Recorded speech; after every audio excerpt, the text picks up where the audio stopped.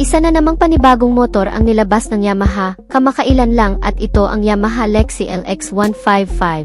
Mas moderno at mas affordable ang presyo nito kumpara sa Yamaha NMAX at Yamaha Aerox.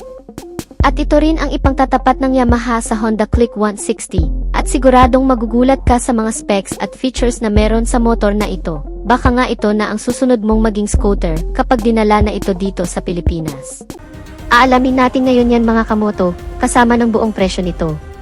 Pero bago yan syempre, kung bago ka pa lamang po dito sa aking channel, baka naman kapatid kung pwede ay pakihit ang subscribe at notification bell icon para lagi kang updated sa ating motorcycle news and reviews. Isama mo na rin ang pag-like bilang suporta sa ating channel. Huwag din kalimutan na mag-follow sa ating Facebook page. Pagdating sa kanyang disenyo, ay moderno at napaka-elegante ng forma. Dito pa nga lang sa harap ng bahagi nito, napaka-unique na ng kanyang design. Ang ganda ng combination nitong kanyang windshield, bagay na bagay sa design ng kanyang headlight, at dito sa kanyang mga turn signal lights, at napakaganda ng disenyo ng kanyang headlight. Mayroon pa itong DRL o daytime running light na bukod sa dagdag visibility, ay nakakapagpadagdag forma sa motor na ito, at naka-LFD kaya maliwanag ang kanyang headlight. At yung kanyang mga turn signal lights, nandito ito sa itaas kaya kitang-kita ka kapag kakaliwa o kakanan, at meron na rin itong hazard lights. Anyway, ang kanyang mga turn signal lights ay naka-bulb type pa rin at bagay na bagay yung design ng kanyang windshield. Para itong pinaliit na Yamaha NMAX, mas simple ito pero maxi-scooter pa rin ang kanyang datingan. Pagdating naman dito sa kanyang tail light, medyo maliit ito, pero naka-LED na rin yan kaya maliwanag siya. Nasa loob na yung kanyang mga turn signal lights, compact yung kanyang design at kagaya ng sabi ko kanina, mayroon itong built-in hazard lights, very useful yan kapag ka nakahinto ka lang, lalo na sa alanganing lugar.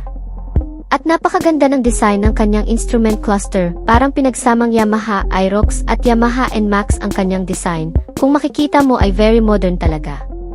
Fully digital display kaya madaling maintindihan ang kanyang mga indicator, at magkahiwalay pa yung kanyang mga turn signal lights indicator. Kaya hindi ka malilito at pwede mo na ring i-connect ang cellphone mo dito, dahil meron itong Yamaha Way Connect na kung saan ay makikita mo dyan sa panel mo kung may tumatawag or may nagte-text sa'yo. At makikita mo naman sa cellphone mo ang buong status ng motor mo, kung merong bang sira o merong kailangang palitan, mas madali mo siyang makikita.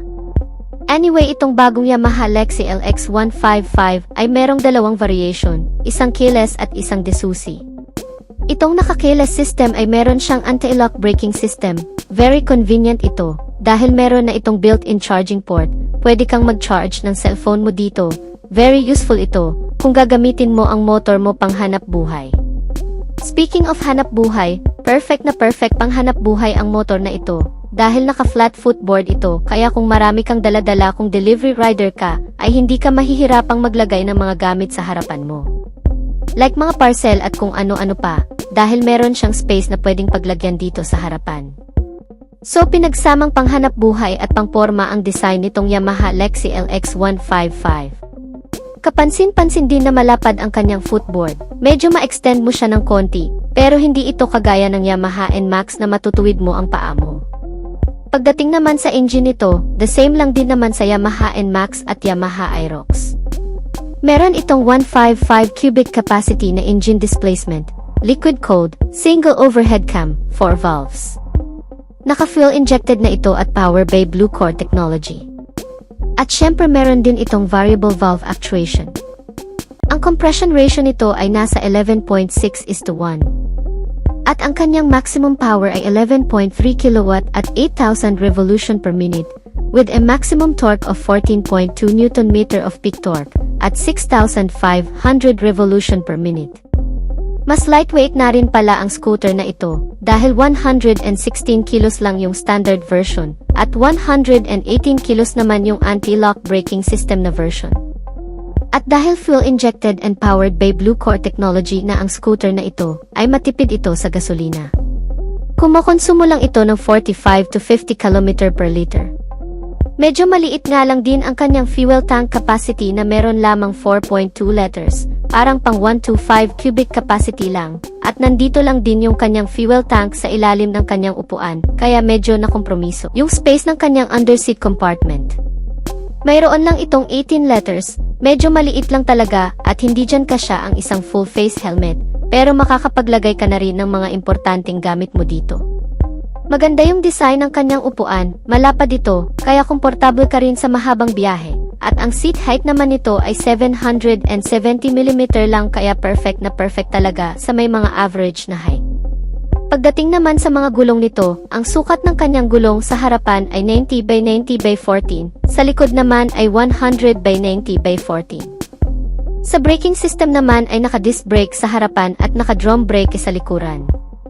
At kagaya ng sabi ko kanina, yung Ease version ay meron siyang anti-lock braking system, pero single channel lang sa harapan lang ito, dahil nga naka-drum brake lang din ang kanyang likuran.